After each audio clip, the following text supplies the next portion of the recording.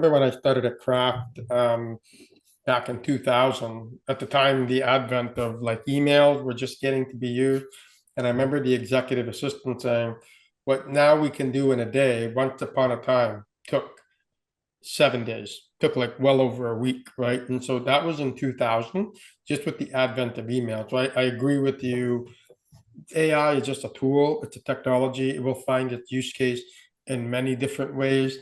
I think people's search patterns are also changing. Like, Yes. how do you become how do you so if you're a franchise, and let's say you're in the home care space, and someone types into ChatGPT, Claude, or Gemini, and it's like, hey, my dad or mom just fell, because I used to be in the home medical equipment space. Mm. So, but how do you make sure that if you're the local HME, home medical equipment franchise, or brick and mortar or home base, how do you show up in those searches?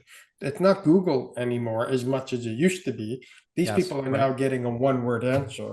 And so I think, regardless of where people are playing, I think they need to think about where is the future going. We're moving more towards a one answer world and a one click world, type what you want to type and click, versus when you're searching. I know what I used to do is, you do your Google search, you ignore sometimes the first top 10, unless it's, oh yeah, I remember that brand. Let me click on that paid ad. Or you just kind of look at the top 10 and you might click on three or four of them to see. Now what you're doing is you're just asking ChatGPT, and Right. it's an automatic truck. At the end of the day, it's the same thing with SEO. The top 10 may not be the best for you, but they're the best at SEO. So they're the ones that you get served. And so I think if you are the best in your business, you can't ignore the consumer journey and how do people figure out about your business, right? So 100%. Yep. if it's contract related, fine, then you'd be in person. And if that feeds the business lifestyle you want, maybe you don't worry about it. But I always say, I had David Jennings on the podcast last year. We talked about, at the end of the day, you always got to think about how do you make your business not sellable, but buyable. Because employees don't like the word sellable, Mm. because they're like, oh my God, the owner's going to sell it. Well, Right. that's always in the back of everybody's mind. But if you optimize it to be buyable and you create a good system, good, profitable, good people, the whole nine yards, that becomes a buyable business. Whether someone wants to sell it or whether you want to have someone buy it from you, again, that's a separate conversation. But just like you have a fiduciary responsibility to make it profitable and serve your life, I think the business also deserves to be made viable. And that's not something that happens overnight, even when you get a franchise system, right? Because you're going to put your unique stamp, your Agreed. unique Yep. talent model, right? Like talent, even in my own city, like the talent pool is different depending where you're at. Some parts of the city are a little easier to find the type of talent that you need. Some parts are a bit more difficult, and it varies by province, by state, by city, and by country, right? So it's a huge variability. So You last gotta thing, you gotta evolve with the times. That's it. That's the moral. yeah, If there's one takeaway, you gotta evolve and not fight it. You have to, embrace it into your business, and that's really it. Make yourself a little bit more efficient. And I agree. I hardly Google anything anymore because it's who does the best job with SEO and ads and all that other stuff. And you're like, man, it's such a different world. Now that I'm searching, with Gemini and I use Chat GPT Plus. yeah. So it's interesting the differences in search results and info you're getting. Yeah, it's a huge difference. So in closing, yeah, any closing thoughts before we take off here on franchising?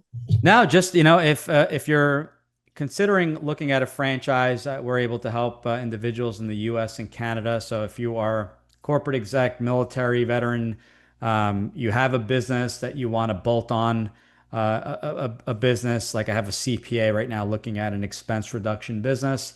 More than glad to help. As I mentioned, there's no cost for our service. If you go right to the website, GG, my initials, the franchise guide.com. You can book a call with me. It's going to ask a few questions.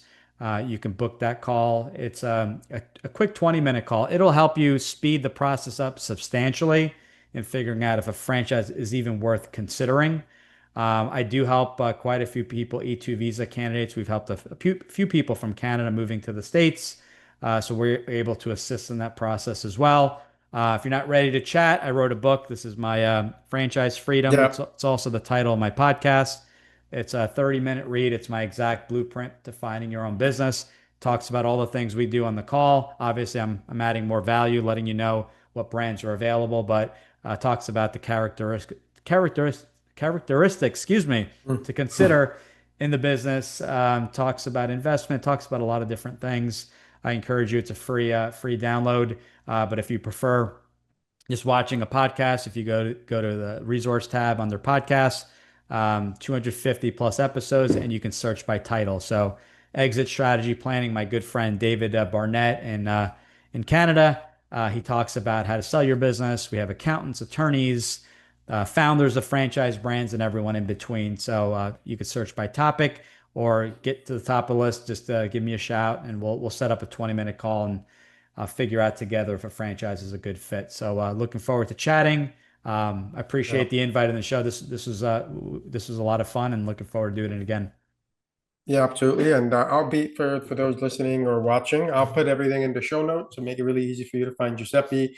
And yeah, we're here to help you in on your journey. And at the end of the day, we just want to help people get back to making their one life the best that it can be, right? So we have one Absolutely. life, gotta live it well, and let's have fun and get out there and get it. Absolutely. Thanks again. Thanks for your time, Giuseppe. Ciao.